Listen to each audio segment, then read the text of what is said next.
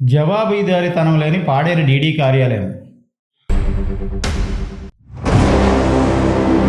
వకల్తా తీసుకున్న మన యూనియన్ నేతలు. ఎస్జీటీలకు పదోన్నతులు కాదు, కన్వర్షన్ మాత్రమే. హెచ్ఎం ప్రమోషన్లో ఆ ముగ్గురికే ఫ్రీజింగ్ అడ్డంకిగా నిలిచిందా? రాజకీయ చట్రంలో జీమాడుగుల కేంద్రీకృత ఆశ్రమ పాఠశాల. పదోన్నత ప్రక్రియలో కాసులు గలగల అనే విమర్శలు.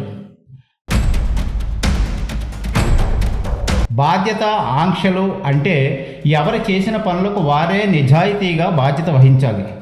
అధికార ప్రభుత్వం నియంత్రించిన నిబంధనలకు కట్టుబడి జవాబుదారీతనంగా నిలవాలి. ఇటువంటి విషయాల్లో పాడేరు డీడీ కార్యాలయం మాత్రం ఏ కోసాన విలువల వంక కనీసం తలెత్తైనా చూడడం లేదు. దీంతో కలుషిత రాజకీయాలకు తలొగ్గినట్టు అవుతుందనేది. ఇదే అదనుగా నేతలు అవతరిస్తూ వస్తున్నారు. ఆ ముసుగులో నిరాటంకరంగా సాగిపోతుందన్నదే మన ప్రజాస్వామ్యం. దీని ప్రభావం విద్యా వ్యవస్థపై పరోక్షంగా పడుతున్నదన్నది మేధావి ఉపాధ్యాయ వర్గాలు చేదరించుకుంటున్నాయి.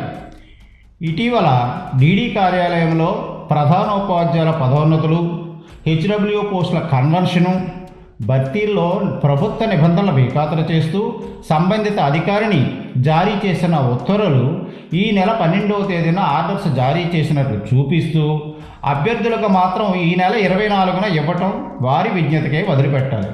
గత జూన్ 18 నుంచి బదిలీలు, పదోన్నతులు, డిప్యుటేషన్లు తదితర కార్యకలాపాలు నిలిపివేయాలని ప్రభుత్వం ఆదేశాలు ఇస్తూ మరింత వెలుసుబాటుగా 25వ తేదీ వరకు ఇచ్చి తిరిగి ఈ నెల 12వ తేదీ వరకు ఎక్స్టెన్షన్ ప్రభుత్వం కల్పించింది.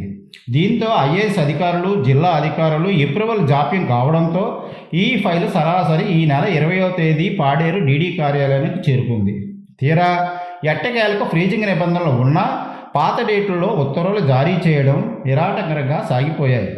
అభ్యర్థుల కౌన్సిలింగ్లో మాత్రం సంబంధిత అధికారిని లేకపోవడం కొసమెరుపు.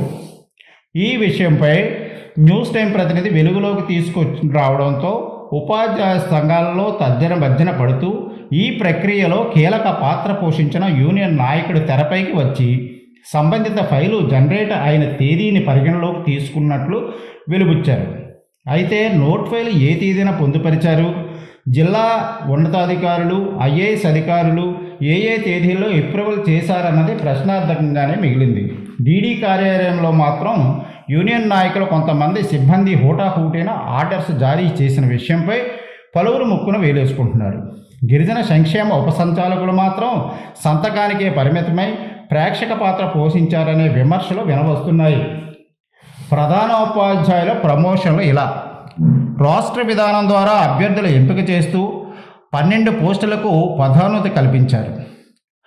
1:2 రేషియో 24 మందికి అభ్యర్థులు అవకాశం కల్పిస్తూ సర్టిఫికెట్ల వెరిఫికేషను, అన్విల్లింగు, సీనియారిటీ లిస్టు పరిగణలో తీసుకుంటూ 10 పోస్టులు మాత్రమే భర్తీ చేశారు.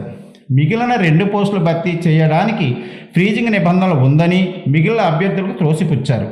అయితే 10 పోస్టులకు ఫ్రీజింగ్ లేని నిబంధన మిగిలిన పోస్టులకు ఎందుకు వర్తించిందో స్పష్టత ఇవ్వాల్సిన ఆవశ్యకత ఎంతైనా ఉంది. ఎస్జీటీలకు కన్వర్షన్ ఇలా. ఎస్జీటీలకు 10%లో 3 పోస్టులు మాత్రమే భర్తీ చేశారు. సీనియారిటీ లిస్టు ఆధారంగా ఆ ముగ్గురిని ఎంపిక చేసి కన్వెన్షన్లకు ఈ వేకెన్సీ హెచ్డబ్ల్యూ ఉన్న పాఠశాలల్లో ఆర్డర్స్ ఇవ్వకుండా యూనియన్ సభ్యులు, కార్యాలయ సిబ్బంది కలిసి ప్రతిపాదన చేసిన పాఠశాలకే వెళ్లాలని నిబంధన పెట్టారు. అయితే దీంతో ఆంతర్యం ఏమిటంటే ఇప్పటికే ఆయా పాఠశాలల్లో రాజకీయ నాయకుల అనుచరులే డిప్యూటీ వార్డులుగా డిప్యుటేషన్లు జారీ చేశారు.